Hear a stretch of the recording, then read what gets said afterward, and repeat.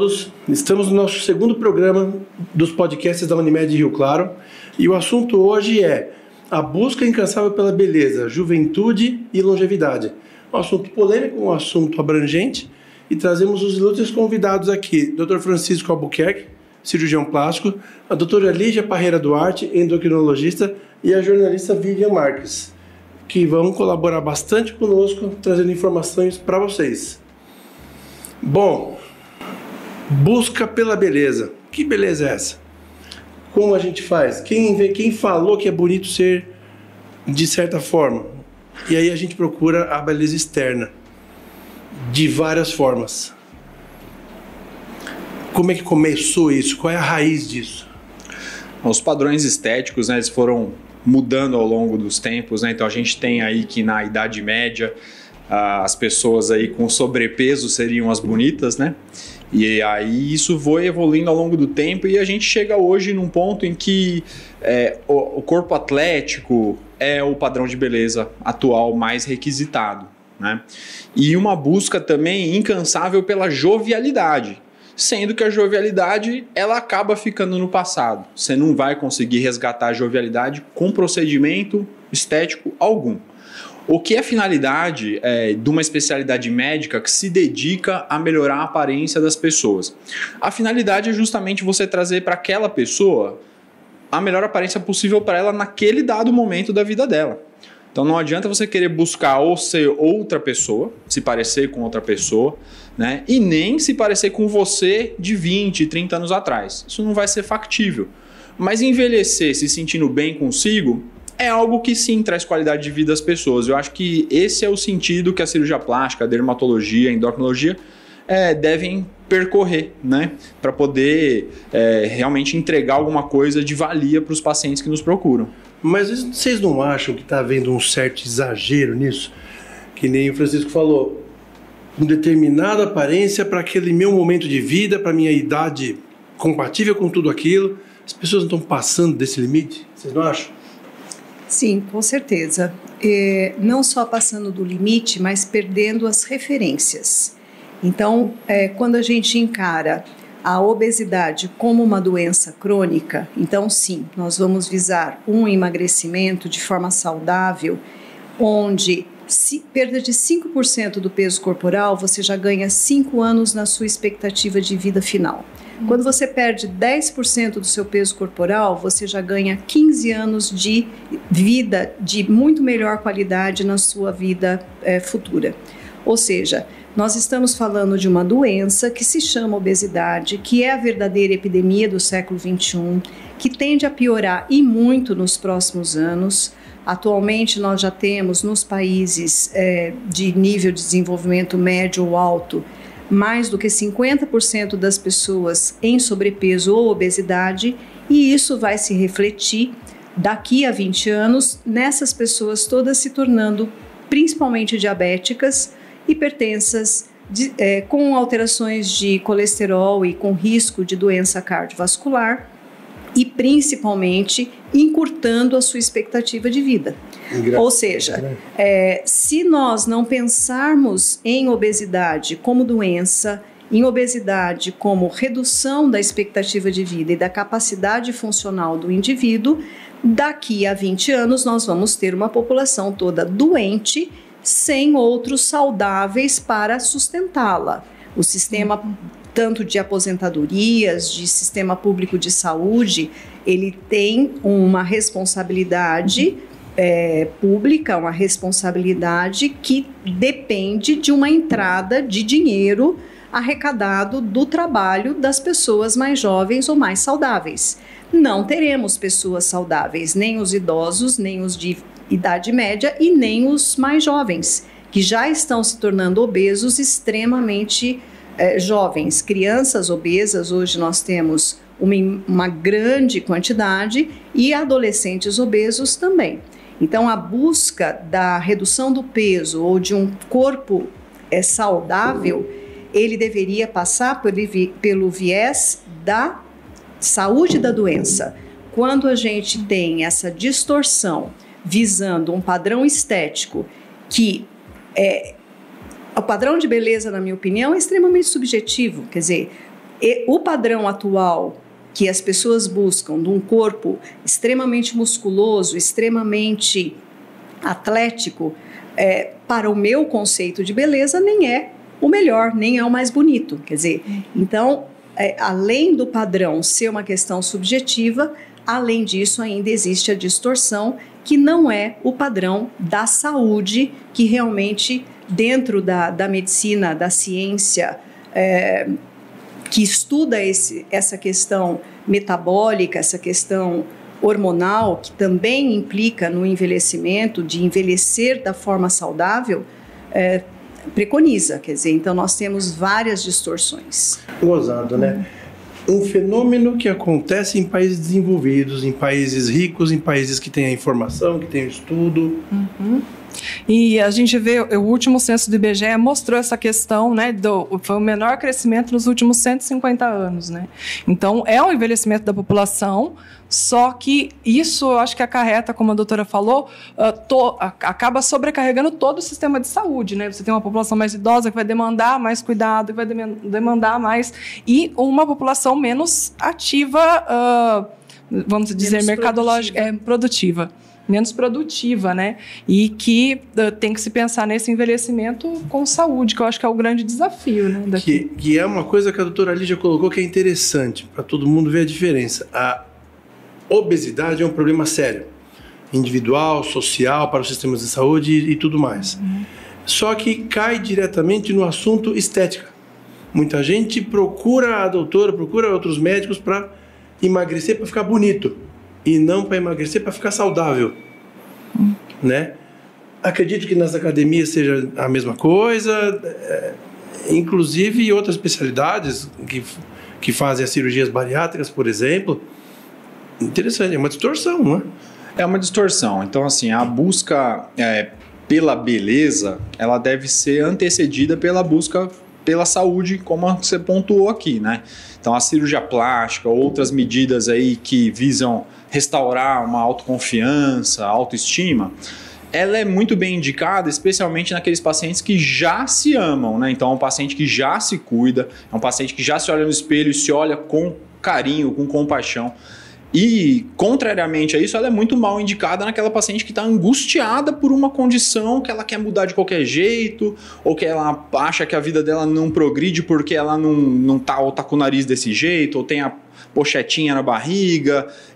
Se é uma situação angustiante, então tem que ser acendida aí uma exclamação, porque essa pessoa provavelmente não é uma boa candidata a se submeter a nenhum procedimento estético. Que muitas pessoas acabam tendo um problema, eu vou chamar de problema interno, problema de família, um problema de relacionamento, um problema financeiro, pessoal, o que seja, e ele vai atrás da busca da beleza para tentar suprir aquilo que não vai suprir. Eu até li uma pesquisa que houve um aumento na procura por cirurgias, né, estéticas, né? O doutor acho que até pode falar um pouco melhor, no pós-pandemia, né, que as pessoas se acostumaram a estar na tela, usar o filtro, e aí a hora que vem para o mundo real não tem o filtro, aí quer ficar igual como estava no filtro da rede social. Isso realmente aumentou, doutora, procura? Aumentou sim, né? Então a pandemia ela foi um gatilho que desencadeou assim, várias coisas anômalas na nossa sociedade, tá? Então uma delas foi essa busca assim, desenfreada pela mudança da aparência, né? Então quem lida com isso diariamente como profissão, ele tem que entender que moda passa, né? Então essa é a minha visão sobre esse assunto. A moda vai passar e você tem que pensar nos resultados que você vai entregar para o paciente, que são resultados de longo prazo. Então o paciente ele não pode se arrepender de uma decisão que ele tomou há 5, 10 anos atrás, quando ele procurou um profissional super especializado, que é o nosso caso aqui, médicos especialistas, né? Então ele não pode gerar esse tipo de frustração. Então você tem que pensar que o resultado que você quer entregar para o paciente, que você deve entregar para o paciente, é um resultado que vai ser duradouro, mas no sentido de não causar desconfortos dele ter que conviver com aquele resultado ao longo da vida. Né? Então, assim, esse é o sentido da busca de uma especialidade que lida com aparência e você ter o bom senso de conduzir isso de uma maneira que não gere frustrações aos pacientes. Né? E a pandemia ela exacerbou toda essa procura. Então a coisa ficou muito bagunçada e a gente precisa muitas vezes trazer os pacientes que nos procuram como leigos para a situação real, para não deixar isso tomar aí dimensões que possam prejudicar a vida de ninguém, né? Doutor, mas infelizmente o que a gente vê é que tem muitos profissionais que não são profissionais, né? Não são médicos, né? Fazendo alguns procedimentos estéticos que é o que acaba acarretando em casos que a gente vê na mídia de pessoas até que morrem, né, por infecções desses procedimentos, né? Exatamente. Então, assim, o médico ele tem um código de ética muito estrito, né? Isso deve ampliar a confiança de um paciente que procura o médico, tá? Sem demérito nenhum para nenhum profissional, porque eu tenho, assim, extremo respeito e, assim, entendo a importância de cada especialidade, de cada profissional de saúde, né? Isso a gente tem que... E trabalhamos, obviamente, também em cooperação sempre, tá? Mas algumas coisas mais invasivas, né? Elas devem ser direcionadas a profissionais que tenham a mais extensa formação possível para fazer aquilo. Tá? Então eu acho temerário um paciente procurar um profissional que fez um curso de fim de semana ou um curso que seja de 1 ano sobre um determinado tópico dentro de uma especialidade médica, porque certamente será insuficiente, né? Então a gente aprende certas coisas dentro da medicina, especialmente nas áreas cirúrgicas, com um chefe muito experiente que pega na nossa mão e fala: você vai fazer assim, porque é assim que a coisa dá certo, assim que você não expõe em risco as pessoas. Tá? E isso tudo leva tempo, leva disciplina, período integral de estudos aí por 11 anos. Então isso muitas vezes é difícil passar, mas é o que te qualifica para você poder atender os pacientes e inclusive atender as intercorrências, as complicações que existem. Existem para todos, mas para aqueles que estão menos preparados, as intercorrências vão vir a galope, né? Então, a única coisa que dá para orientar é que as pessoas procurem pessoas ultra especializadas para se submeter a qualquer procedimento.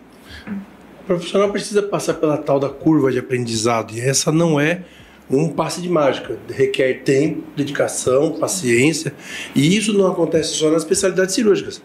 Se a doutora ali já receita um remédio que mexe todo no sistema metabólico da pessoa e aquilo dá um problema, ela vai saber o que fazer.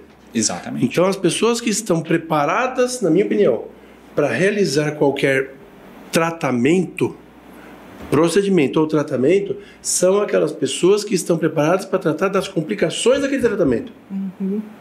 Não adianta Eventualmente, nenhum tratamento ele é criado ou preconizado para causar dano, mas sim, esses danos podem acontecer numa pequena porcentagem, mas sim, eles podem ocorrer.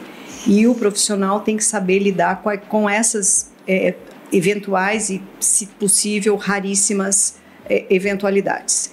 Mas o que está acontecendo é que, quando o paciente chega num especialista consciente, bem informado, ele vai colocar limites, ele vai colocar regras, como por exemplo, para a cirurgia bariátrica nós temos que ter então 2 anos de acompanhamento de tratamento tradicional. Esse indivíduo, depois desse tempo, se não foi bem sucedido, ele tem que passar por uma avaliação psicológica para saber que ele vai ter a consciência de como será realmente a vida dele posteriormente, porque, como o Dr. Francisco citou, é um procedimento que vai ser definitivo, não vai poder ter arrependimento. Então a pessoa tem que estar muito ciente das limitações ou das mudanças que a vida dela vai ter dali para frente. E, mais importante, ela tem que estar muito focada, muito motivada para fazer todas as mudanças e transformações. Aquela visão que a cirurgia bariátrica, você entra numa porta obeso e sai pela outra porta chiquérrimo, elegantérrimo, não é bem isso. Não é uma escultura, né? Não é. E não é realmente uma situação mágica, vai depender de muito empenho e muita disciplina. Então, na verdade, é uma solução muito boa para muitos casos, principalmente doenças metabólicas associadas a complicações cardiovasculares, mas muitas pessoas imaginam que seja simplesmente uma fórmula mágica para ter aquele corpo que idealizou de uma forma também distorcida, baseada numa concepção errônea de estética, de beleza e principalmente de saúde. Mas existe um outro detalhe, que é o imediatismo que a nossa vida tem nos dias atuais.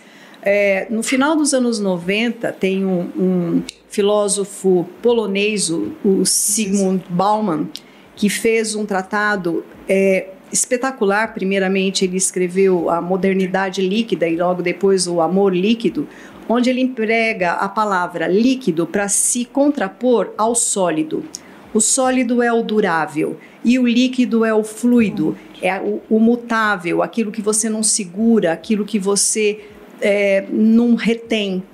Então, de repente, todas as relações interpessoais, elas estão com essa liquidez, essa não permanência.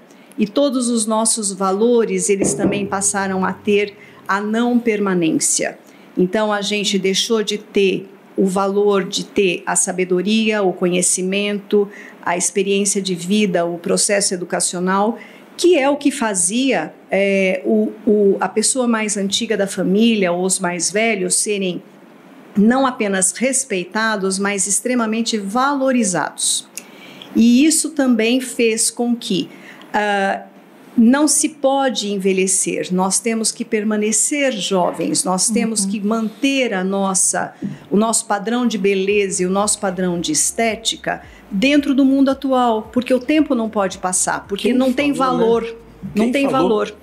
Então, a questão também dessa distorção, não só da busca estética pelo corpo ideal, mas pela aparência jovem, onde muitas vezes há uma incompatibilidade funcional até em você fazer tantos procedimentos, mas a pessoa tem a ilusão de que congelando o tempo e literalmente congelando a face com muitos procedimentos que a pessoa fica sem nenhuma expressão facial, você está congelando a sua beleza e você está congelando e impedindo que você vá envelhecer. Quer dizer, então, sem dúvida, são pessoas que não têm a possibilidade de ter uma autoestima por aquilo que elas são, por aquilo que elas fizeram, estudaram, construíram, ou seja, o seu legado, ele não tem estrutura, ele não tem consistência. Então, a única importância dela é ter uma aparência bonita, porque não vai existir mais nada para legar aos seus descendentes, ou para a humanidade, ou para quem quer que seja. Vivian, olha os dois fenômenos que a doutora falou. Primeiro, o imediatismo. Né? E eu quero fazer o que for preciso sem fazer força. Eu quero aprender a tocar piano, mas não quero fazer aula de música. Né? Exato. Segundo, você, de repente, de um dia para a noite, alguém falou, eu não sei quem é esse alguém, não sei se é um fenômeno social, eu não sei. Ontem era bonito você ser um pouco mais pesado. Hoje você tem que estar praticamente pele e osso. Alguém coloca isso por aí e todo mundo vai seguindo. Juntos, né? Como se fosse um padrão. Congela o rosto, congela a face e fica feliz. Quem que inventa isso? Como é que surge isso? Eu acho que a gente até perdeu um pouco da singularidade, vendo essas moças de filme, de novela. Todas elas têm o mesmo... Como é que eles falam? Que é a harmonização, né? Deixar a simetria, que descobriram que existia a simetria perfeita, então seguir essa simetria. Então parece que todas elas têm o mesmo rosto, né? Você perde um pouco aquela pessoa que tem a massa do rosto um pouquinho mais assim, o olho mais... Né? A sobrancelha, hoje todas a sobrancelha deixa igual. Né? Eu não gosto nada desse termo harmonização facial, porque é um nome novo para uma coisa muito velha, que é ácido hialurônico e toxina botulínica, que isso já se faz há bastante tempo, tá? Mas inventou-se esse nome e com esse nome veio uma banalização tremenda desses procedimentos, então todo lugar se faz isso aí, né? E nem tudo de alteração cosmética da face se trata com toxina botulínica e ácido hialurônico. Existem outras medidas, né, que atacam problemas mais pontuais que não são bem resolvidos aí com essas injeçõezinhas, né? E realmente o índice de complicação na mão de quem sabe fazer é baixo, e isso às vezes encorajou profissionais menos capacitados a saírem fazendo adoidado. Aí um caso muito clássico aí que teve recentemente foi do Estênio Garcia, né? Então assim, você tem um paciente já com uma idade um pouco mais avançada, um paciente que tem um rosto bem redondinho, né? Um paciente que a gente lembra dele desde a infância, assim, de ver na TV, ele sempre teve o rosto redondo. E não se ataca a flacidez de face de pacientes com rosto redondo, preenchendo, mas deixando esse rosto mais redondo, né? Então, assim, o bom senso, um amplo leque de opções para os seus pacientes, mas especialmente o bom senso, né? Porque também você não tem como retardar o envelhecimento. Então a pessoa tem que envelhecer com dignidade. De repente fazer uma pálpebra, uma coisa assim, até para a pessoa enxergar melhor, ter aquele ar menos cansado. Mas nem tudo se preenche e nem tudo se paralisa com toxina botulínica. Então, por isso que é bom sempre o paciente procurar alguém que esteja assim, na vanguarda daquilo que ele quer fazer, para não incorrer em um arrependimento posterior. Nada é pior do que um arrependimento pós passar por um procedimento cosmético, né? A pessoa fica muito frustrada. Eu tenho uma amiga que fala assim, eu sou da época que a Ana Maria Braga era velha.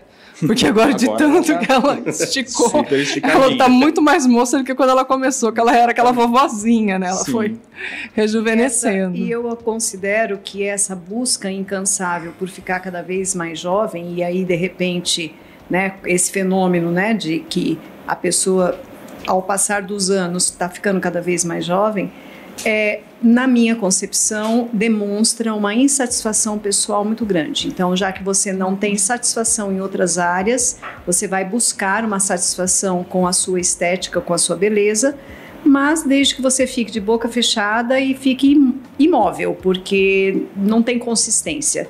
E esse é o conceito do líquido e da inconstância, da não permanência, né, de todos os valores atuais.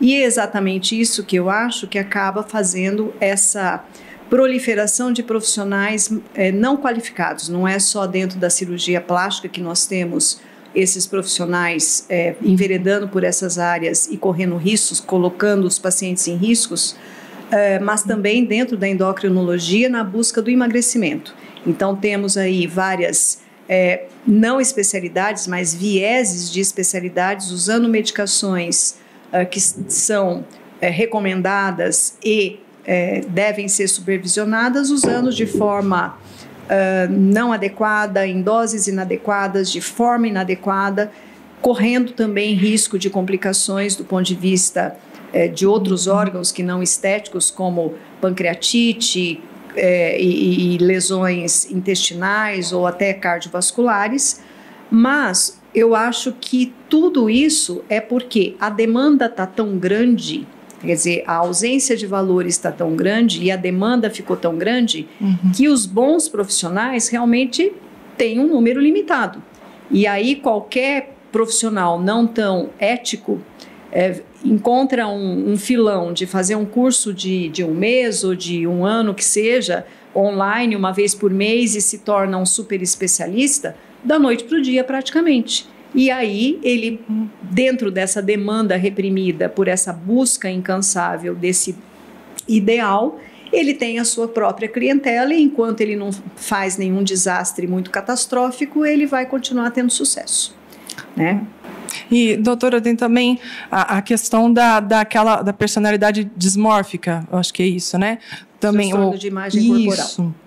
Que são casos até que acarretam anorexia, bulimia, né? Aquelas pessoas que... Mas aí são questões pontuais de doenças psiquiátricas, né? O transtorno de imagem corporal é uma entidade psiquiátrica e sim, ele existe, e bulimia e anorexia são realmente consideradas doenças e causadoras de morte, inclusive, né? Mas aí é uma outra questão, não é isso que nós estamos vivendo. Nós não estamos vivendo um transtorno de imagem corporal como doenças psiquiátricas. Nós estamos vivendo uma distorção de valores de uma sociedade que cultua valores não perenes, não permanentes. Então, é a juventude, a estética, a beleza, os bens materiais, quer dizer, ninguém quer ter um iPhone de 2 anos atrás, ninguém quer ter qualquer item que não seja o último e o mais moderno. Então, são valores completamente distorcidos. Você tem celular, mas você não tem, por exemplo, uma criança estudando de forma concreta e adequada. Mas celular tem. Então, são inversões de valores e que não é realmente uma questão de doença psiquiátrica. Ou até pode ser, mas desde que seja uma psicopatia global, generalizada, da qual ninguém se escapou até o momento. O dismorfismo corporal, então a definição dele é aquele paciente que enxerga um defeito muito grande quando ele se olha no espelho, mas que só ele vê. Então você, quando vê, ele te relata, eu estou muito satisfeito com o meu nariz. Aí você olha, não é um nariz assim, nada fora do padrão, não é nada que chame a atenção, salte aos olhos. E essa pessoa, na verdade, se ela uma vez opera o nariz, ela vai procurar um outro defeito nela mesma e em breve ela retorna para o consultório querendo fazer alguma outra coisa e isso vira um moto contínuo, né? Então é uma pessoa que ela nunca vai estar satisfeita de modo algum com a aparência dela, tá? Então isso é um transtorno psiquiátrico, né? Quando a gente se depara com uma situação dessa, a gente tem que realmente conduzir com muito cuidado, até para não ofender o paciente, né? Assim, então você tem que saber conduzir de uma maneira que você encaminhe ele para o tratamento psiquiátrico, mas sem constranger esse paciente, né? Então, é uma situação que se apresenta bastante, às vezes, nos consultórios de cirurgia plástica, tá? Mas é algo que o cirurgião plástico tem que sempre também negar-se a seguir tratamentos com esse tipo de paciente, porque é aquilo, ele nunca vai estar satisfeito. Então, você vai estar prejudicando esse paciente ao invés de ajudá-lo, né? Então tem que saber também ter essa diferenciação diagnóstica para também o médico optar por quais pacientes ele deve tratar. E gozado que alguém colocou na cabeça das pessoas que você não pode envelhecer. Envelhecer faz parte da vida. Sim. Né? Uhum. Já perguntaram várias vezes para mim, né? Você queria voltar a ter 20 anos? Eu falei, não. Como não? Porque com 20 anos eu fazia coisas que eu não faço hoje, mas o contrário também. Uhum. Eu não conseguia fazer coisas que eu consigo fazer hoje. Uhum. Então, cada idade tem sua vantagem. Uhum. Cada idade tem sua beleza. Se a juventude soubesse, se a velhice pudesse, cada uma tem a sua fase. Uhum. Mas ninguém pode envelhecer agora. Uhum. Ninguém pode envelhecer. Mas aí ele vai procurar emagrecer por estética e não por saúde. Ele vai fazer um procedimento por estética e não para um fim maior. Isso não tem fim. Acaba virando um círculo vicioso, as pessoas ficam nessa vibração. E aí? É um culto à juventude, né? E sendo que a juventude, tudo bem, é uma fase muito bela da vida, mas também é uma fase de muita imaturidade, né? A gente faz bastante besteira na juventude. Então, acho que para humanidade, assim, né? Sendo um pouco mais profundo, acho que para a humanidade o caminho é entender essas belezas de cada fase da vida, né? Procurar ser feliz, né? Procurar se amar, né? Gostar desse templo que Deus deu pra gente habitar, né? Que é o nosso corpo. É o templo que a gente vai habitar enquanto estivermos nesse mundo. Então, procurar cuidar dele com responsabilidade, mas sem exageros, né? Então, assim, não pode virar uma meta de vida ser bonito. Assim, é um pouco vazio, né? Que legal, como a doutora Lígia falou, que legado que você vai deixar se sua única preocupação é ser belo, estar bem, estar atlético. Então, assim, eu acho bom, dentro de uma certa medida, mas o exagero compromete aí a saúde da pessoa, inclusive.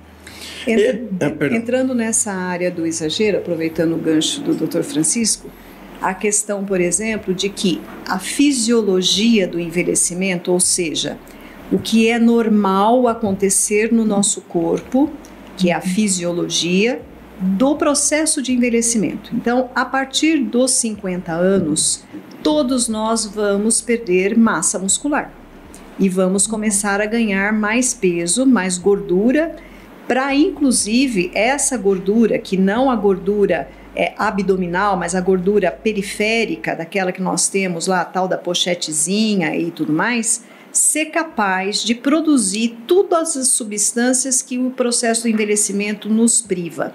Então, o nosso tecido adiposo, nosso tecido gorduroso, é como se fosse um órgão potencial de produzir todos os hormônios que todas as outras glândulas, ao envelhecer, deixam de ir produzindo e o nosso tecido adiposo se encarrega de produzi-las.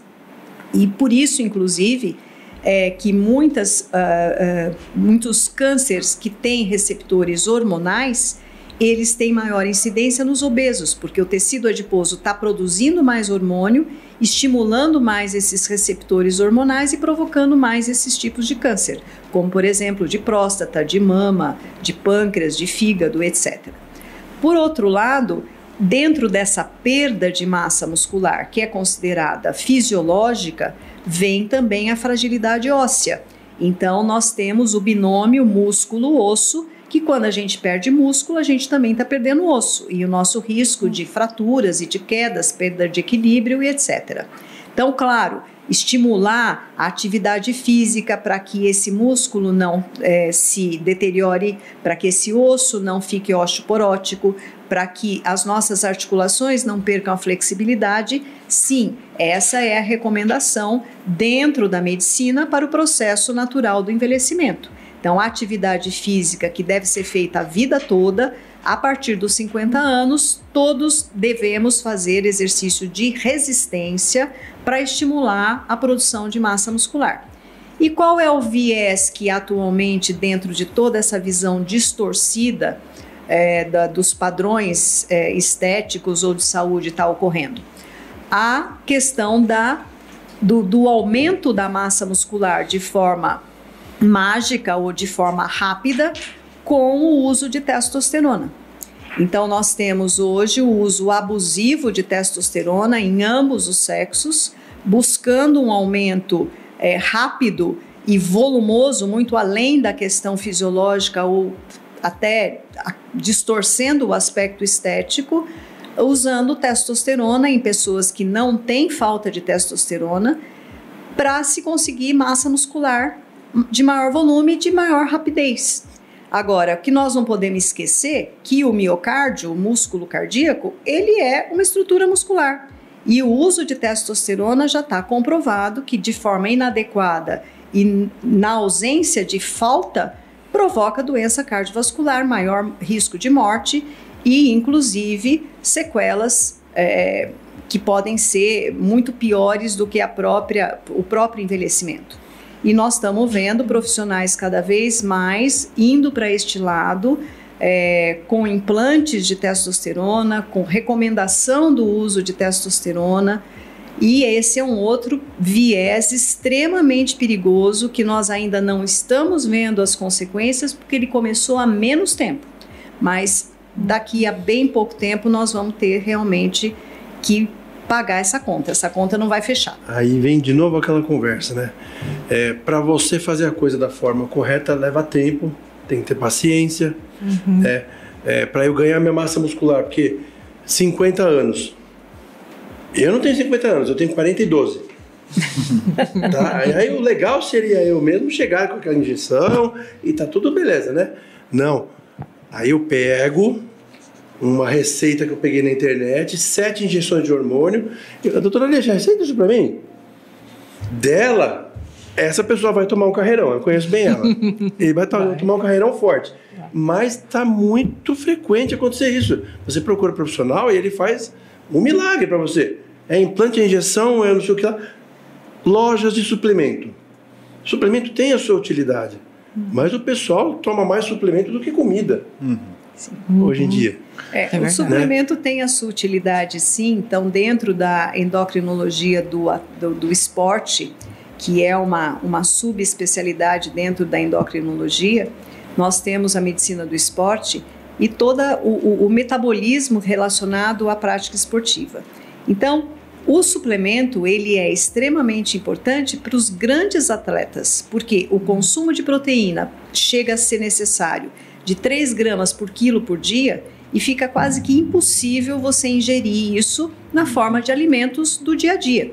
Então, você vai precisar de suplementos de proteína ou de derivados específicos de proteína, como whey ou creatina, para este indivíduo que é um atleta de altíssima performance, que precisa de uma recuperação muito grande de um dia para outro, que ele faz 6 a 8 horas de treino diários, precisa de uma recuperação para o dia seguinte fazer mais 6 a 8 horas de treino diário, E aí sim, você vai ter toda essa indicação.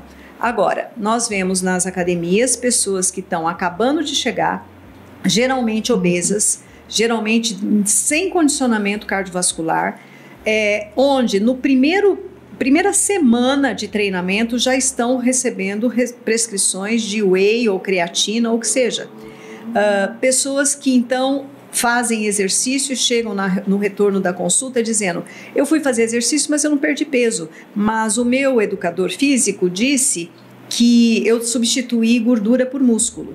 Quer dizer, então o insucesso ou o aparente insucesso desse orientador acaba sofrendo também uma distorção, justificando que ele usou o suplemento e ele não perdeu peso, mas olha, você aumentou a sua massa muscular. Quer dizer, então há também essa balela, essa mentira, esse absurdo que é dito que estamos fabricando músculo dessa forma instantânea usando suplementos nutricionais. Então vamos lembrar que proteína em excesso vai sobrecarregar o rim. Nós temos que excretar, nós temos que eliminar através da função renal, e o nosso rim faz aniversário junto com o resto do nosso corpo todo ano e vai ficando cada vez menos capacitado de lidar com sobrecargas.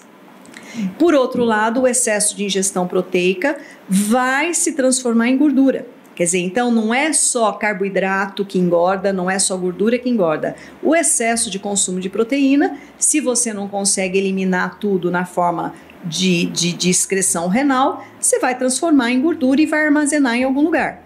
Então não existe esse entendimento que uma dieta tem que ser balanceada. Então é recomendado dietas com altíssimos níveis de proteína, baixíssimos níveis de carboidrato, na ilusão de que nós vamos perder peso. Então nós estamos usando suplemento proteico, tirando o carboidrato da dieta e a pessoa fabricando cada vez mais tecido adiposo, porque o nosso metabolismo é assim que funciona. Mas as teorias mirabolantes vigentes na internet hoje em dia distorceram completamente esse conceito e essas pessoas, por exemplo, que têm baixa massa muscular, que são recomendadas a ingerir quantidades cada vez maiores de proteína e sem carboidrato, elas vão ficar cada vez menos capacitadas, porque o metabolismo não pega a proteína e bota para dentro do músculo de forma mágica. E você vê como é que em várias vezes, várias ocasiões, essa busca pela estética, beleza, longevidade está, na verdade, escondendo um problema mental da pessoa. Ela vai na academia, ela fracassa no objetivo primário dela, mas ela ouve: você está substituindo gordura por músculo. Pode ser verdade, mas se não for verdade, ela também acredita e ela sai feliz. Né? E aí, isso envolve tudo, né? Tem que partir de dentro. Vai no Dr. Francisco, faz um procedimento estético de face, que é uma coisa muito visível, né? Tanto para a pessoa quanto está do lado dela. E aí a pessoa vai na solução, que nem a gente já falou aqui, de um problema outro, que não será suprido numa cirurgia plástica. Ele faz uma cirurgia plástica que mudou bastante, por exemplo, o rosto da pessoa. Essa pessoa acaba perdendo o sentido da identidade, fica depressiva. Acontece isso, acontece? Olha, acontece de haver uma procura pela cirurgia plástica por motivos N que não justifiquem a execução de uma cirurgia plástica. Um exemplo que é muito frequente: doutor, eu estou vindo fazer uma cirurgia plástica porque, por exemplo, meu marido não me procura mais. Então, assim, fatalmente a cirurgia plástica não vai fazer esse relacionamento melhorar, né? Então, é aquilo que eu falei um pouco mais cedo. A cirurgia plástica é para aquela pessoa que já se ama muito. Então, se ela se ama muito, ela, na verdade, o foco principal dela não é agradar o parceiro, né? Então, se ela procura cirurgia plástica, não deve ser para agradar ninguém, porque ela se ama muito, então ela quer agradar a si própria, né? Aquele detalhezinho que ela quer mudar. Então, grandes transformações, uma coisa muito radical, são coisas que levam o cirurgião plástico a acender um sinal amarelo. Provavelmente não deve ser uma boa candidata, né? Aquela pessoa, ela tem que gostar tanto dela que o que ela quer mudar é um detalhezinho, é uma coisa à toa, né? E ela não deve ser um fator angustiante na vida da pessoa. Ou seja, não é aquela ideia fixa em fazer aquilo e fazer aquilo, que angústia, ai, como eu tô... Não, tem que ser uma coisa leve, uma coisa tranquila, uma relação do médico com o paciente baseada em confiança, ou seja, não deve haver desconfianças entre uma indicação de um profissional que você está procurando e a sua ideia de o que seja melhor para você. Então, aquele profissional, na verdade, ele vive fazendo isso todo santo dia, né? Então, fatalmente, ele vai ter mais conhecimento sobre aquilo que ele está te indicando do que o leigo, né? Do que o paciente que em geral é leigo. Então, esse eu acho que é o alvo, né? Quando a gente oferece uma cirurgia plástica para alguém, é para melhorar de vida, né? É para melhorar a autoestima, é para melhorar a autoconfiança e nunca para sanar problemas outros que não são atacados com cirurgia, né? Então, eu acho que é por aí que a gente deve se pautar. E, doutor Francisco, você falou, né, um exemplo de, quero mudar porque meu marido... Também existem casos, por exemplo, dos pais que querem crianças, né, menores, né? Não, meu filho tem orelha de abano. Às vezes nem incomoda a criança, mas você percebe que é o pai que quer. Sua pergunta foi muito boa, tá? Porque cirurgia plástica na infância e adolescência é um tema muito bacana, tá? Existe o bullying da infância, todo mundo sabe, né? Então, assim, crianças podem ser cruéis umas com as outras, né? Então, assim, se o pai leva a criança de fato com orelha em abano ou um adolescente com um nariz aquilino em demasia, eu acho que se justifica, de repente, né? Ou se essa mesma criança que tem o nariz grande, pontudo, etc., também já tenha uma dificuldade de respiração nasal, eu acho que se justifica sim, tá? O que a gente tem que atentar são para os exageros, né? Então, se um pai leva uma criança e a criança não tem orelha em abano, né? E aí fica e força uma situação, né? Essas coisas que a gente tem que atentar, né? Então, quando sai da naturalidade, da normalidade, né? Na nossa experiência, a gente vê o que está correndo aí a favor do rio e o que está remando contra. Então, nesse sentido, a gente pode sim indicar a cirurgia plástica numa criança, num adolescente, né? Mas sempre usando do bom senso, né? Do que a literatura médica mundial preconiza, né? Quer dizer, a gente não inventa coisa da nossa cabeça para indicar uma cirurgia. A gente tem um arcabouço, né? Uma palavra muito usada aí, um arcabouço de conhecimento, né? A medicina é milenar. Então, assim, você tem muito conhecimento que aquilo tudo te direciona para indicar uma coisa no paciente, outra coisa no outro, e assim por diante, mas sempre usando desse bom senso e dessa estrutura de conhecimento que a gente constrói ao longo da nossa vida na profissão. Ô Vivian, você acredita? Eu vejo muitas pessoas que faz 1, 2, 10 cirurgias plásticas e não está feliz nunca. Uhum.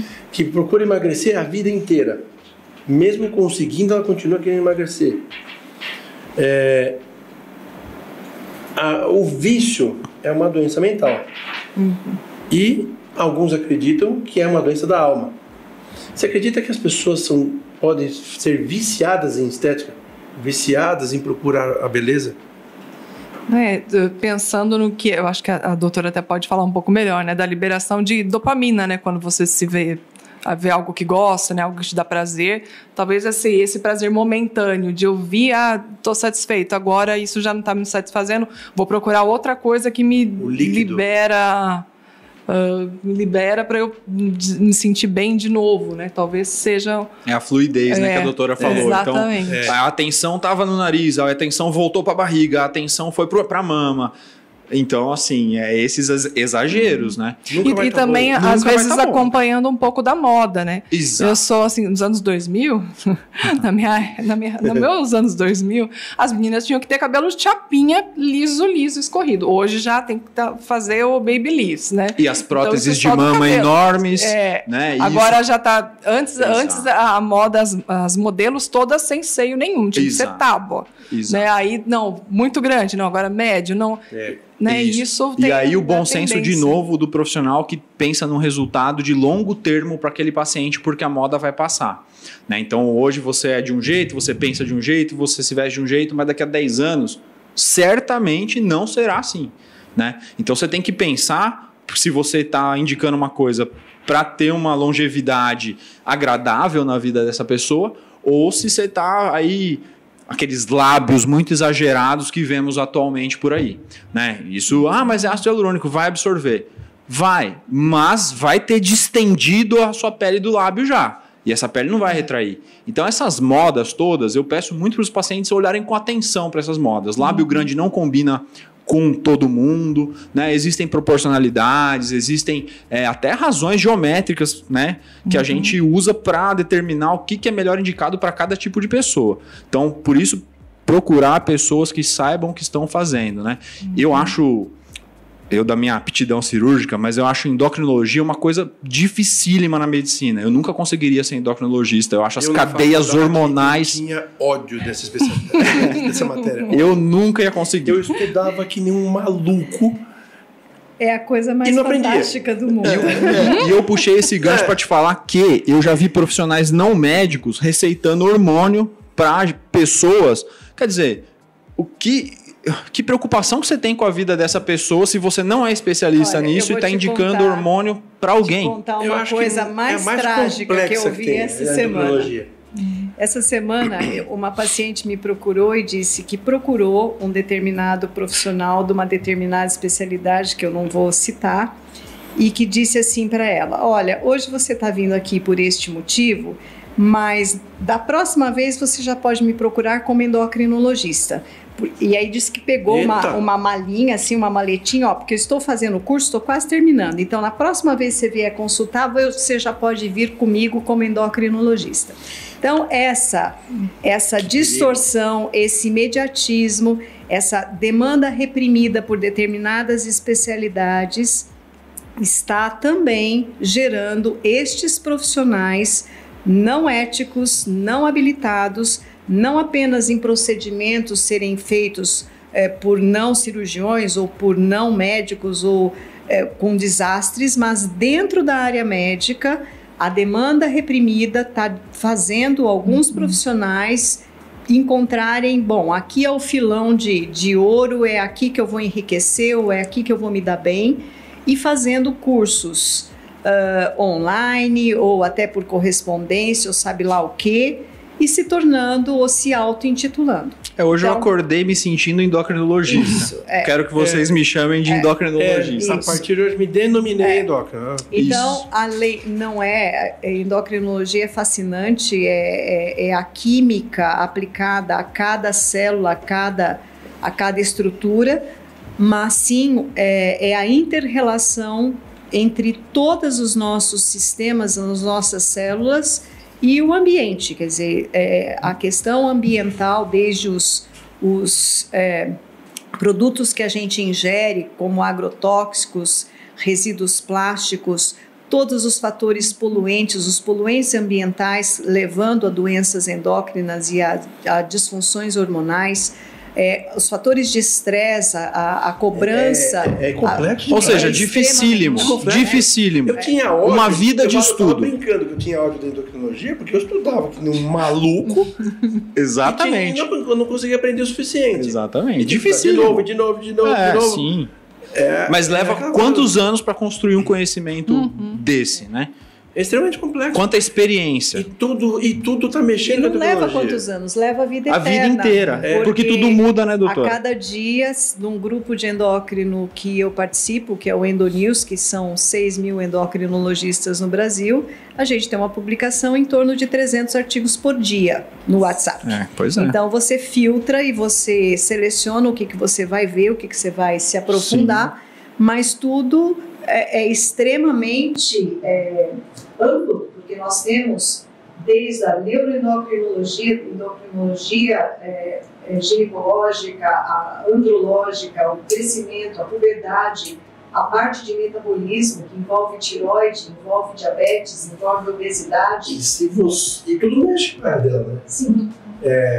Eu não estou te cortando, a gente só está participando do bate-papo, tá? Se você come, você mexe com a área dela. Se você fica nervoso, você mexe com a área dela. Tudo. Se você faz esporte, você mexe com a área dela. Se você não faz, você também mexe. Se você fica nervoso, se você não dorme, tá tudo mexendo. Então, e hoje nós temos como é que eu pego uma malinha de fim de semana e falo, agora, plim, vou resolver seus problemas. E Deus fez a vida de um jeito. Que jeito? Que quanto mais a gente descobre as coisas, mais haverá a descobrir. E mais você quer saber. Então o conhecimento não vai ter fim. Sim. Então, vivendo, aprendendo e morrendo sem saber. Exatamente. E sabe o que é engraçado? Que assim, muitas vezes a ausência do conhecimento muito amplo numa área deixa um profissional corajoso. Então eu vi muito isso. Invenção de coisas por profissionais que não têm um amplo conhecimento na área. Tá, eu acho que você até deve ter visto também. Rinoplastias, então cirurgias plásticas de nariz, que são verdadeiras, assim, atrocidades. Pacientes que nunca mais vão voltar a respirar pelo nariz. A despeito de quantas cirurgias reparadoras possam ser feitas, mutilações irreversíveis, feitas por profissionais que não são nem otorrinolaringologistas, nem cirurgiões plásticos, quiçá médicos. Então, essa coragem veio da onde? Realmente da ignorância, da falta do conhecimento especializado. Então, reforço mais uma vez, para quem estiver nos ouvindo, procure para a sua saúde, que é o seu bem maior, né? Quer dizer, seu corpo é o templo que Deus te deu. Procure alguém que saiba muito o que está fazendo para não te jogar em ciladas. E, doutora, a doutora Lígia falou sobre a questão, né, de a pessoa chega para fazer uma bariátrica, pensa que saiu de lá e já mudou, né? Como se fosse abrir a porta e sair, né? Mas existe a questão do pós-operatório, né? Que eu acho que muita gente acaba, não, vou colocar silicone e tá tudo lindo, maravilhoso, né? Não, existe uma preocupação de pós-operatório e que ela é complicada, né? Como que é esse acompanhamento? Sim, exatamente. Então, assim, o pós-operatório, ele é muito importante, tá?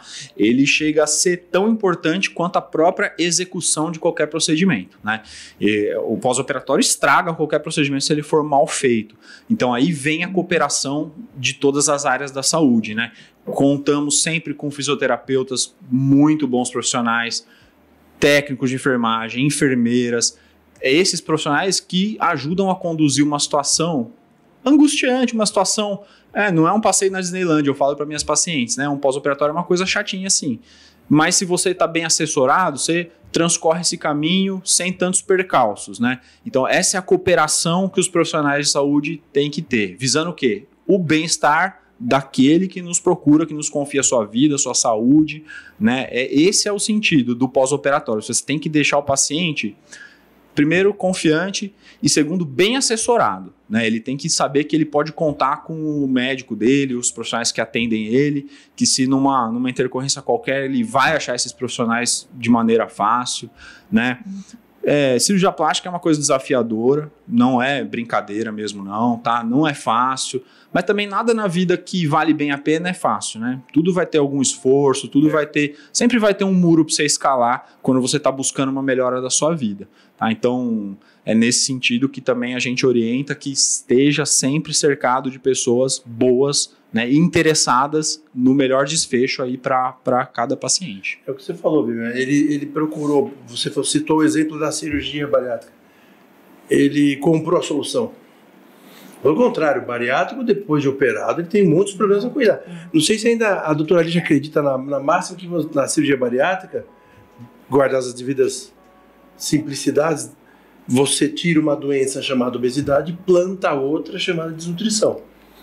Hoje você não é mais acredita assim. nisso ainda? Hoje não é mais assim. As primeiras bariátricas, elas foram quase que experimentais. Ninguém sabia qual seria o resultado. Então, qual seria o quanto você teria que retirar do estômago ou mudar o trânsito intestinal para ter um bom resultado.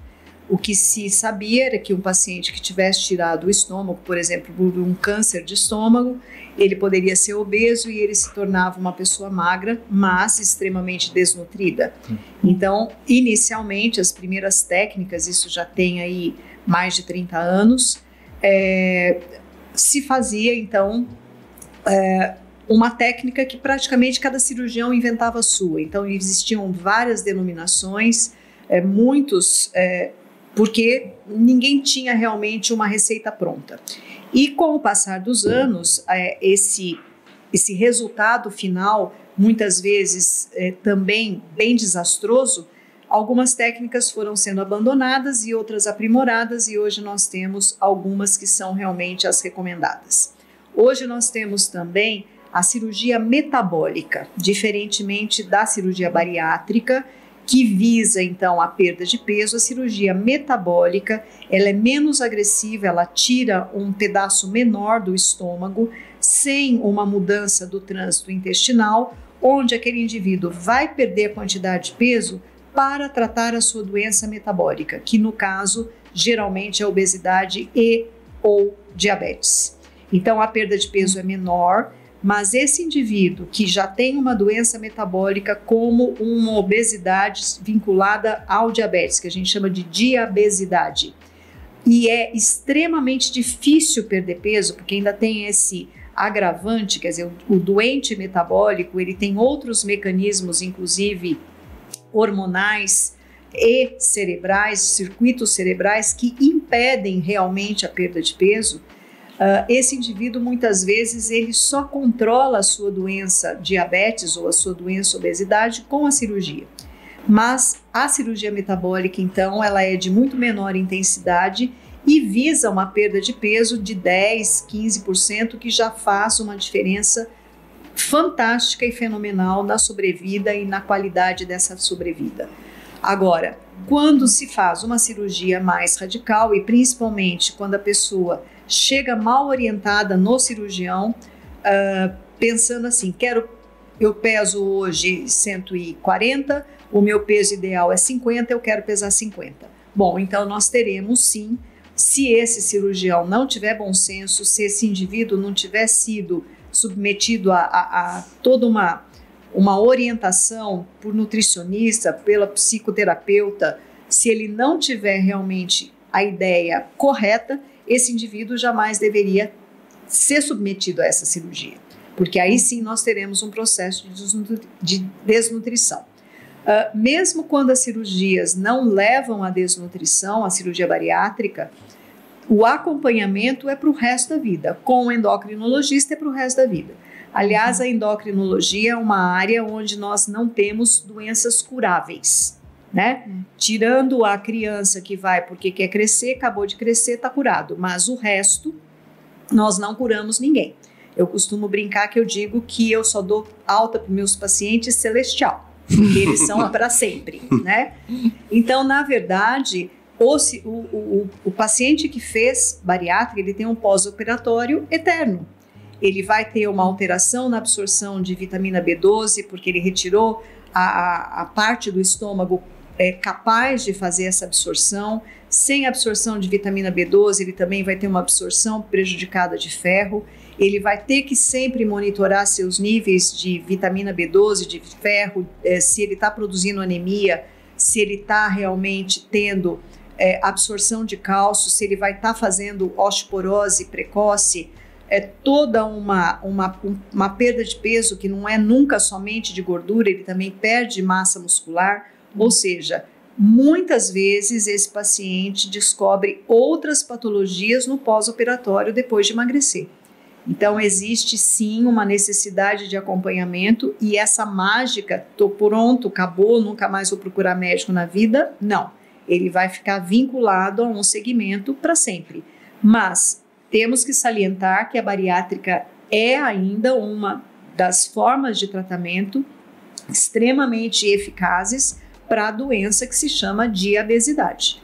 Então, todas as sequelas cardiovasculares, renais de um paciente diabético, obeso, mal controlado, você vai minimizar e muito se você conseguir fazê-lo perder peso. E a bariátrica ainda é, muitas vezes, uma solução extremamente eficaz. Eu sou um grande entusiasta de cirurgia bariátrica. Antes de ser cirurgião plástico, eu estive na equipe do professor Garrido, que foi um dos pioneiros da cirurgia bariátrica no Brasil na década de 80. Eu acompanhei isso. O Garrido era... Eu acompanhei porque ele é pai de uma amiga de turma minha. Eu estudei com a Teca. Ah, sim, a Teca, eu lembro dela. Minha turma. Que bacana, que bacana. Então, a gente acompanhou isso, porque era uma coisa nova, os estudantes de medicina queriam saber o que era. Então a gente muito acompanhou bacana. Um pouco de perto, né? Eu conheço assim... Ele trouxe isso pra cá, não foi? Ele trouxe pra cá na década de 80, ele e o Capella, que é, se não me engano, não sei se ele é americano ou se ele é do Caribe, mas enfim, naquela época que eu fiquei em São Paulo lá, a gente fazia em 12 cirurgiões da equipe 3.000 bariátricas por ano. Tá? Então, assim, conheço bastante todo o preparo, tanto quanto o pós-operatório, aquela dieta líquida, super restritiva, né? Uma líquida sem resíduos nenhum. E a parte pós-operatória que me compete hoje, que é a reparadora, né? Cirurgia plástica reparadora. Então, o que, assim, da parte prática, o que eu observo no paciente pós-bariátrico, né? Eu reparo que esse paciente tem muita tendência a gerar nova flacidez, né? Então, é um tipo do paciente que a gente opera, tá lá esticando a pele, tá dando o último pontinho, olha de novo para aquele paciente e ali parece que já surge uma flacidez nova lá no intraoperatório. Então, e por mais às vezes que o paciente faça reposição, suplementação vitamínica, reposição noripurum, enfim, faça tudo que existe aí que a ciência oferece, isso parece que não se reflete na pele, né? Isso parece que é uma condição que a medicina ainda vai ter que elucidar, porque são pacientes com pele doente, né? Uma pele permanentemente doente. Então, isso na cirurgia plástica impacta bastante, porque pode ser um fator gerador de insatisfação quando o paciente busca uma reparadora e não fica, assim, comparativamente parecida a um paciente não bariátrico, né? A gente sempre tem que frisar isso para o paciente, que ele tem essa pele doente e não pode esperar resultados, assim, exuberantes, resultados, assim, formidáveis quando procura uma reparadora pós-bariátrica.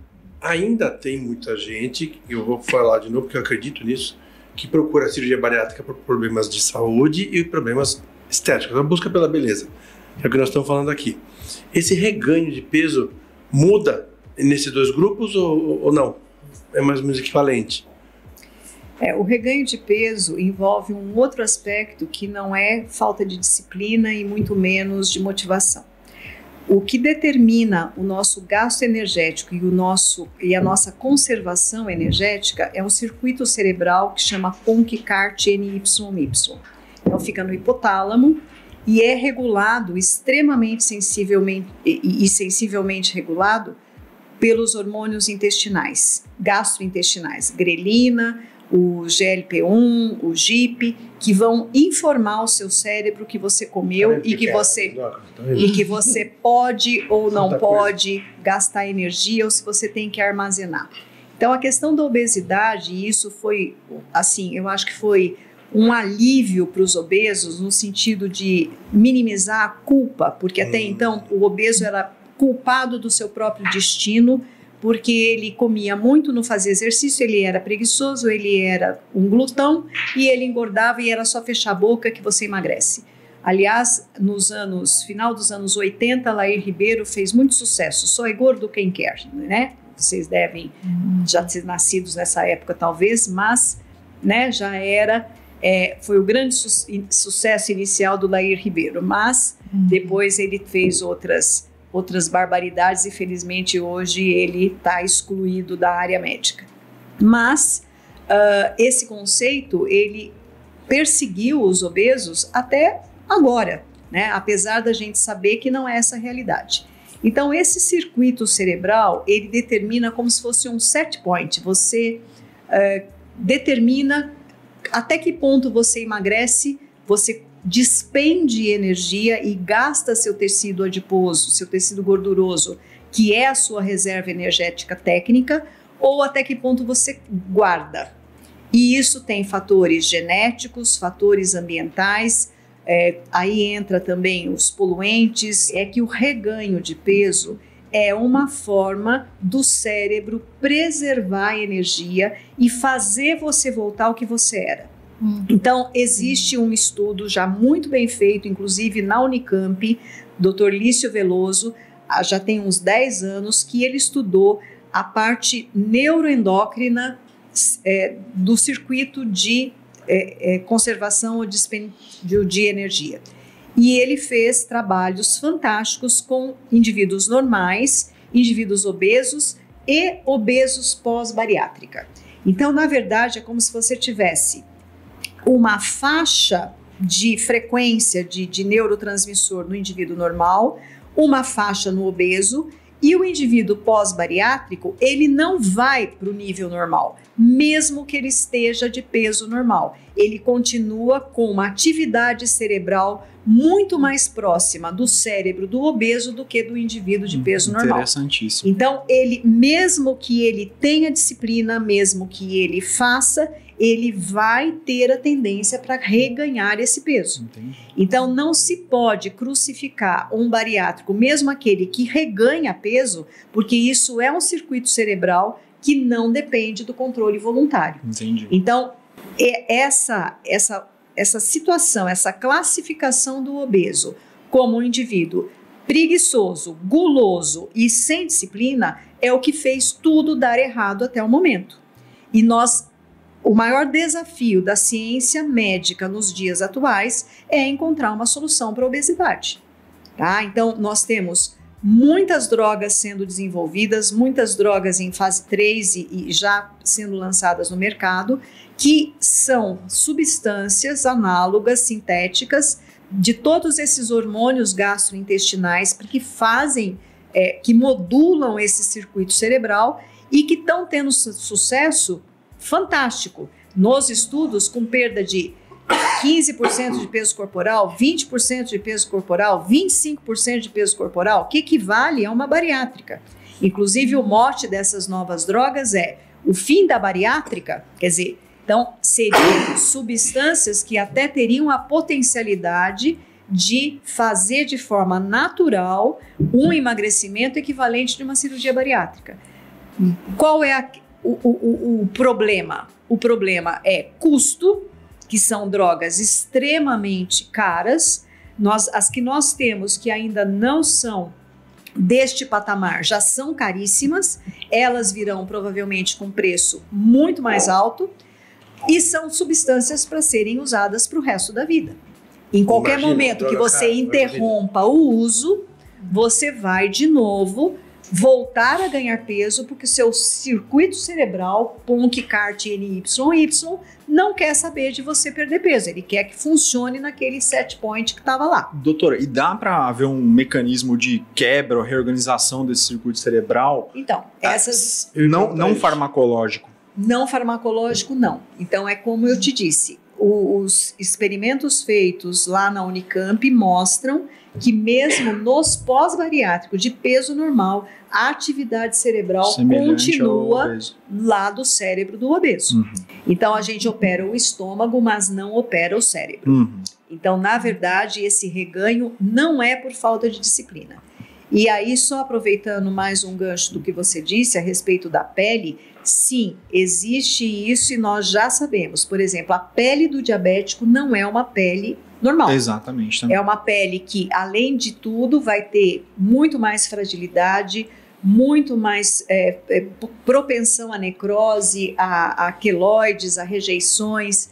Então, o diabético, ele é uma pessoa disfuncional em todos os aspectos, inclusive psíquico, porque existe uma depressão própria da glicemia alta no cérebro, que não é porque a pessoa está doente, não é porque ela tem limitações, não, ela tem uma depressão que faz parte da doença diabetes, e não importa se é criança, se é adolescente, se é adulto ou idoso, todos são depressivos pela doença, e não pode deixar de ser considerado isso no espectro do tratamento.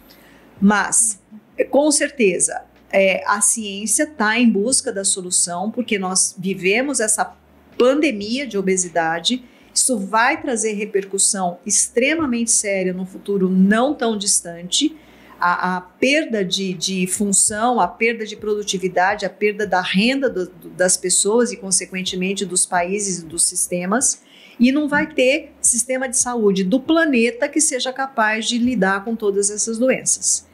Essa semana passada saiu uma reportagem, não sei se foi no Estado ou na Folha, dizendo que o sistema de saúde dos Estados Unidos, que é o mais sofisticado, a medicina norte-americana, que tem os maiores recursos e os maiores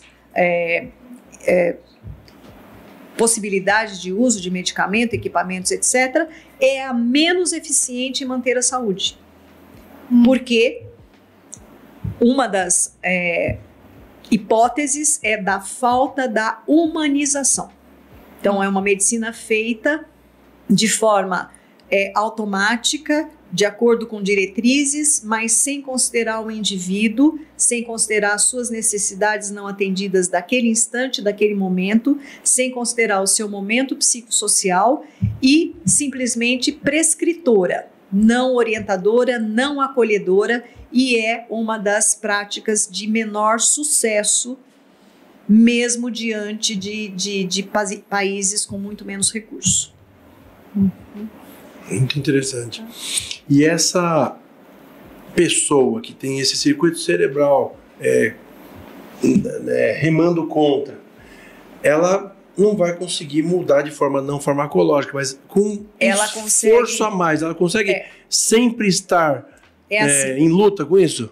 Por isso que a atividade física é tão importante. Porque independente da questão farmacológica, que isso é coisa de agora, até então, quando essas drogas não existiam, porque na prática elas ainda não existem, que elas não estão tão ativas no mercado, nós temos algumas versões dessas substâncias para tratamento de diabetes e que estão sendo desenvolvidas e aperfeiçoadas para tratamento de obesidade, mas ainda não no mercado e não na prática clínica. O que nós vemos são pessoas usando de forma independente, às vezes por prescrição médica, mas muitas vezes até automedicação, usando uma droga que não é para aquela indicação na tentativa de perder peso e correndo seus próprios riscos. Mas, independente dessa classe de drogas, a questão de quando você, ou pós-bariátrica, ou até após um tratamento com outras substâncias e que você obtenha uma perda de peso, aí entra o papel do exercício físico. Então, você tem o circuito e esse peptídeo NYY é o que libera você a gastar energia. Então, se você se exercita e mostra o seu vigor, aumenta a sua massa muscular, produz substâncias químicas que vão lá no seu cérebro e vão dizer, olha, não precisa guardar mais energia, eu estou super bem, eu estou saudável, eu estou melhor. Esse NYY libera que você gaste energia na hora que você está se exercitando. Não dá para tomar um punhado disso? Isso, então, é uma das coisas que eles estão tentando fazer. Inclusive, há uns anos atrás, saiu até uma reportagem de capa da Veja, que era academia em gotas, que era a irisina, né, que ainda hoje se pesquisa, mas ainda não se chegou a uma forma prática de administração. Então, na verdade, quando você passa a fazer exercício, e principalmente exercício de intensidade capaz de produzir massa magra, massa muscular, você libera esse circuito para o gasto. E principalmente o grau de satisfação, porque quando você está estressado, então você tem lá os seus peptídeos, os seus neurotransmissores, mas você tem cortisol, adrenalina, noradrenalina, que te deixam num estado de alerta. Esses hormônios existem porque quando você tem que sobreviver, você tem que pensar em conservar e sair correndo do perigo, sair de perto e, de preferência, guardar substrato para um momento de escassez. Quer dizer, quando você está se sentindo numa situação de estresse, é como se você estivesse, por exemplo, no meio de uma guerra nuclear, você não vai lembrar de lavar a calçada. Você vai economizar água porque você não sabe quando você vai ter água. Você vai economizar comida porque você não sabe quando você vai comer. E o seu corpo não vai gastar gordura nenhuma porque ele não sabe quando ele vai comer de novo. Então, numa situação de estresse, então aquela situação onde o indivíduo diz, eu engordo de estresse, ou engordo porque eu fiquei nervoso, eu engordo porque eu passei por uma situação emocional complexa, sim, é real. Porque todos os hormônios do estresse, eles têm uma atuação contrária ao gasto energético. Então, a partir do momento que você faz exercício, aumenta a sua massa muscular, entre outros mecanismos, você vai ter a liberação desse peptídeo NYY que vai permitir você gastar gordura porque você não precisa mais armazenar. Você não está numa situação de catástrofe, não está com ameaça à sua vida, está tudo certo e você vai manter. Então, a atividade física pós uma cirurgia bariátrica ou pós um emagrecimento de forma geral, e mesmo para um diabético, mesmo para uma pessoa que esteja acima do peso e que queira perder peso, precisa sim a restrição calórica, mas precisa atividade física para fabricar massa magra, que seria músculo e osso, para manter o peso perdido sem a tendência ao reganho. Essas pessoas ficam na sua prática, Francisco, essas pessoas metabolicamente alteradas, vamos chamar assim, o resultado cirúrgico muda muito? Muda, né? Então, isso é muito importante de a gente explicar para o paciente que busca uma reparadora pós-bariátrica, que o próprio nome já diz, é uma reparadora. Então, a obrigação de resultado estético formidável não se contempla, tá? Então, eu sempre falo para o paciente, não só falo como eu dou um documento para o paciente explicando isso. Olha, não podemos esperar de um paciente pós-bariátrico resultados comparativamente semelhantes a um paciente não bariátrico, porque a cicatrização ocorre de forma diferente, há um maior risco de complicações, há maior risco de alargamento de cicatrizes, há maior risco de deiscências, enfim. Mas, obviamente, também, uma vez que isso tudo é colocado claramente para o paciente, a gente também coloca claramente para o paciente que a esmagadora maioria dos pacientes que fazem as reparadoras pós-bariátricas tem um incremento considerável da qualidade de vida, né? Então, você deixando tudo claro, você vai ter um paciente satisfeito e consciente da opção que ele fez, né? Não pode escamotear coisas. Não, vem comigo que você vai ficar linda. Nossa, você vai brilhar. Eu sou... Não, a gente tem que ser claro com o paciente. Olha, vai melhorar a sua vida, sim, né? Então, ela é reparadora por quê? Porque ela vai retirar o excesso de pele. Então, com a ausência desse excesso de pele, sua vida vai melhorar sim, você vai estar já livre de alguns riscos de infecções cutâneas que aparecem nessas dobras, algumas dermatoses que podem virar, inclusive, septicemia e óbito. Então, esse risco você já afasta e, óbvio, vem um ganho também de qualidade de vida relacionado a uma melhora estética advinda disso. E, doutor, no caso a gente falou de obesidade, né? Mas quando, por exemplo, a mulher tem a pochetinha, né? Que todo mundo fala, Sim. né? Acabou, acho que sendo bastante comum a lipoaspiração, né? Sim. O que é a lipoaspiração? Se isso é realmente uma cirurgia mais tranquila, mais comum? Olha, eu costumo te dizer que quando você procura alguém habilitado para fazer, o risco é igual viajar de avião, né? Então, quantos aviões decolam e pousam todo dia no mundo?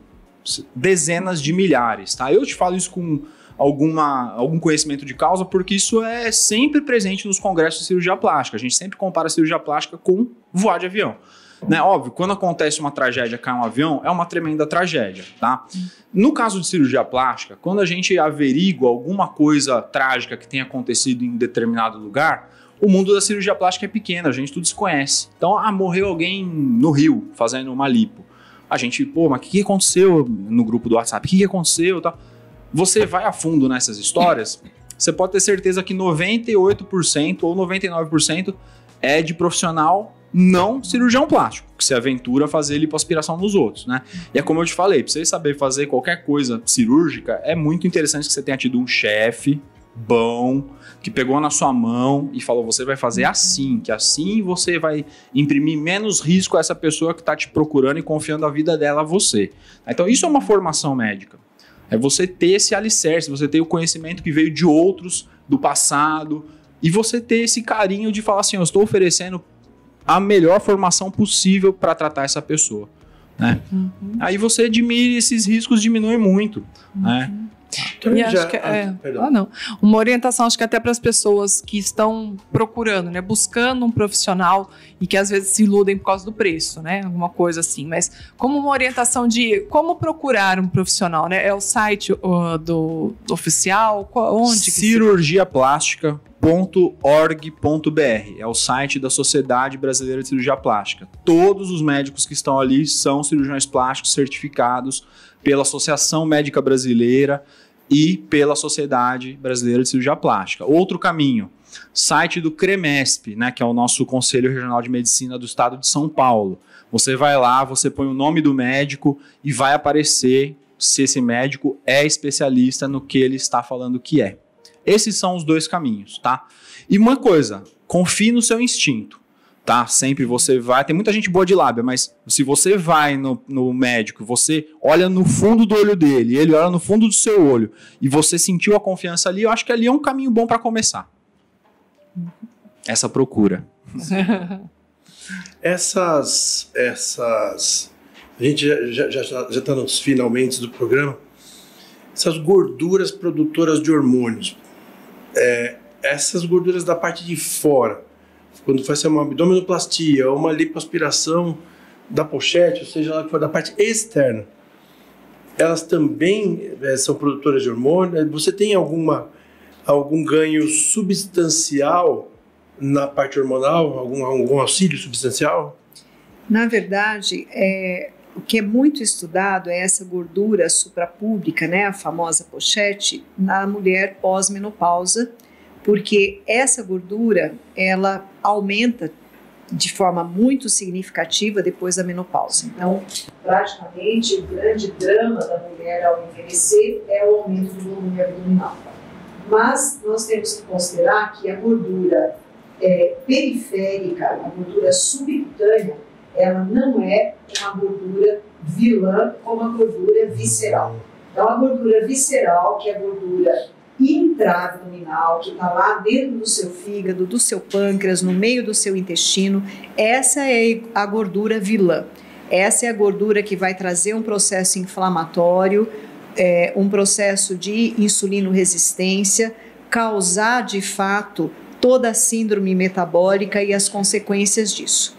A gordura periférica, que é a gordura do subcutâneo, que é aquele que a gente pega embaixo da nossa pele, ela tem uma outra estrutura, um outro modo de funcionamento, e é essa gordura que pode suprir as necessidades hormonais, inclusive no momento de ausência. Então, principalmente, né, todas as mulheres ficam enlouquecidas com a barriga que aumenta depois da menopausa, mas não podemos esquecer que grande parte da manutenção da nossa jovialidade, não no sentido extremo, mas no sentido, sim, da preservação e de não envelhecer de forma tão radical, que é a manutenção da elasticidade da pele, do vigor do cabelo, a questão da flexibilidade das articulações, a própria estrutura óssea e muscular, a gente tem a manutenção de estudo através da produção do estradiol, que é o principal hormônio feminino do ovário, que a partir do momento da menopausa, havendo a ausência da produção desse estradiol pelos ovários, esse tecido subcutâneo, esse tecido gorduroso subcutâneo, consegue produzir uma pequena quantidade de estradiol e manter, não nos mesmos níveis, mas manter sim a nossa vitalidade por um pouco mais de tempo. Então, realmente, não vamos abominar e execrar tão radicalmente essa gordurinha suprapúbica, que é totalmente diferente daquela gordura que começa já aqui debaixo da primeira costela e que cria um abdômen globoso, uma gordura de fato que não é no quadril, é na cintura. Então aquela pessoa que deixa de ter a cintura, que deixa de ter a gordura periférica e passa a ter a gordura visceral. Aí então é um outro tipo de estrutura. Bom, eu vou fazer uma última pergunta, que a gente já está encerrando o programa. Vocês conhecem algum posicionamento oficial do CRM ou da sociedade de especialidade de vocês contra esses procedimentos de harmonização feitos por profissionais não habilitados? Existe já um posicionamento oficial? Existe sim. A Sociedade Brasileira de Cirurgia Plástica, junto com a Sociedade Brasileira de Dermatologia, eles promovem diversas campanhas de alerta à população, né, para que os profissionais procurados para realizar procedimentos mais invasivos sejam os profissionais com a formação mais extensa na determinada área, né? Então isso é encampado pela Sociedade Brasileira de Dermatologia e de Cirurgia Plástica, e tenho certeza, né, doutora, que na tua área também deve haver um combate né, nesse sentido de evitar a prescrição de hormônio indiscriminada com fim estético, né? Então, sistematicamente a gente vem combatendo isso, e não é só a questão estética. Muitas vezes profissionais ditos especialistas e que estão prescrevendo hormônios de forma indiscriminada. Existe toda uma regulamentação sobre o uso da testosterona, que é um posicionamento em conjunto da Sociedade de Endocrinologia, da Sociedade de Ginecologia e de Andrologia, recomendando só a substituição, a terapia substitutiva nos casos de insuficiência ou ausência desse hormônio, contraindicando explicitamente a reposição hormonal de testosterona em mulheres, contraindicando formalmente, inclusive, a dosagem de testosterona em mulheres. Então, são casos extremamente raros onde você vai dosar testosterona, casos que são vistos pelo endocrinologista, mas como doença e não de rotina. Então, até a própria solicitação do exame já é condenada, que dirá a reposição.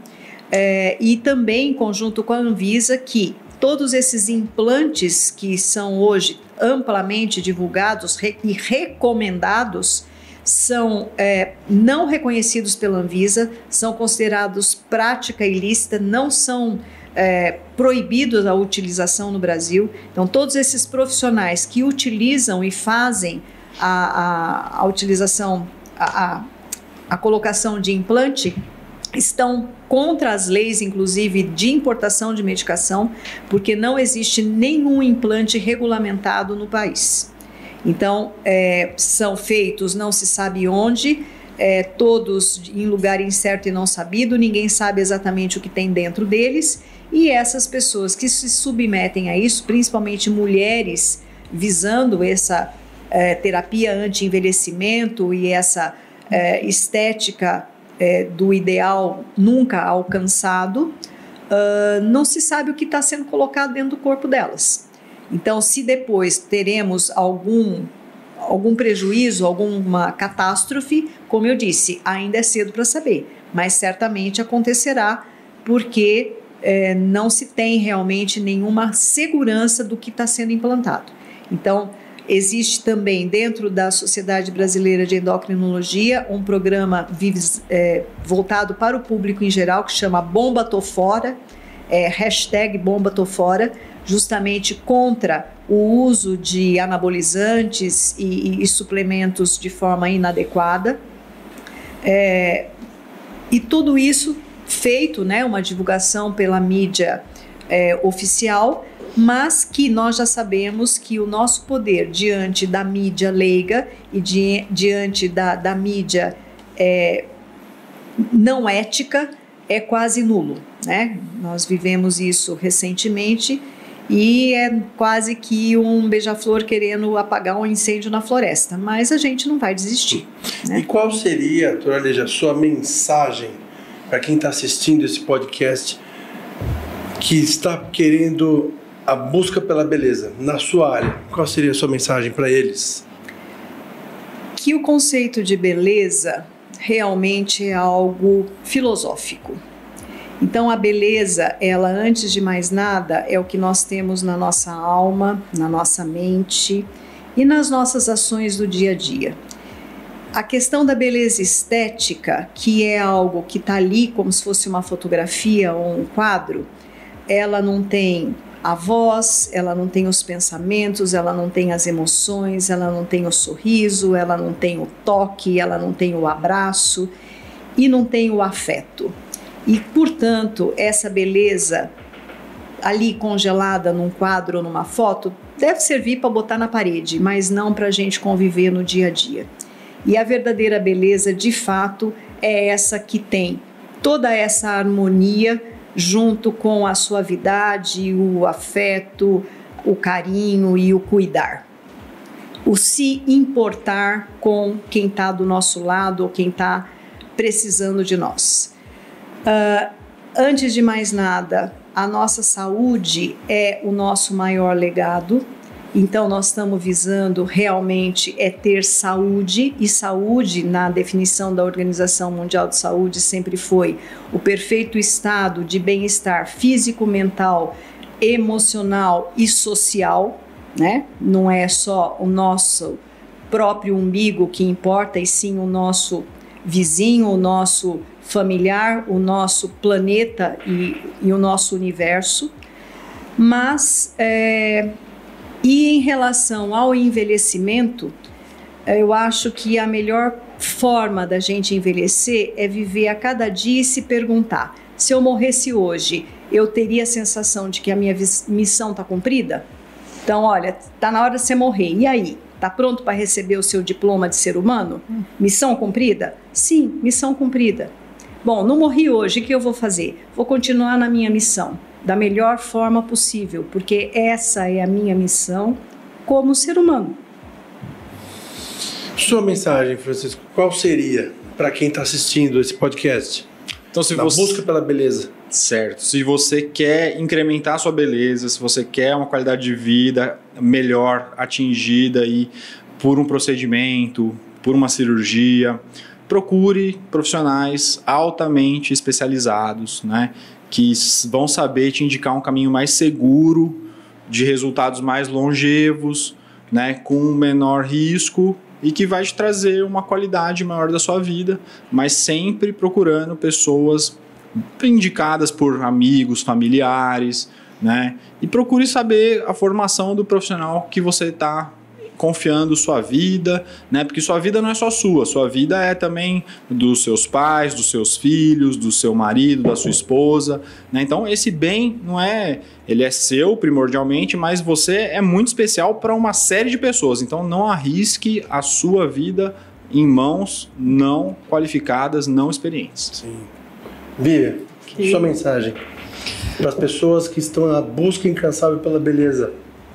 Eu acho que hoje tivemos uma aula aqui, né, com os três doutores aqui falando sobre essa questão realmente filosófica da beleza, de saber que o que se busca hoje é uma moda, né, e essa moda ela é volátil, ela é líquida, e então não que não seja possível se buscar algum aprimoramento, mas que se isso você tem que estar bem consigo mesmo antes de procurar algo externo, e nesse caminho sempre procurar profissionais especializados, né? Não acreditar nas propagandas que a gente vê na internet, que tem uma foto, né, e acreditando que esses resultados são mirabolantes, né? Então, acho que o que aprendemos hoje foi uma grande aula aqui, né? Eu só tenho a agradecer a vocês, Vivian, doutora Lígia, doutor Francisco. Muito obrigado. Eu estou saindo desse bate-papo mais rico de conhecimento, aprendi muito. Eu não consegui aprender endocrinologia ainda. Não vai dar certo isso aí. Isso aí isso é complicado. Estou saindo daqui muito mais rico. Eu queria agradecer a vocês por participarem desse segundo podcast, que é a busca incansável pela beleza, longevidade, qualidade de vida. Espero que quem está assistindo esse programa também tenha a mesma sensação que eu, que sair daqui desse bate-papo com mais conhecimento e sempre tomando cuidado, precaução para o que vai fazer nesse tipo de assunto.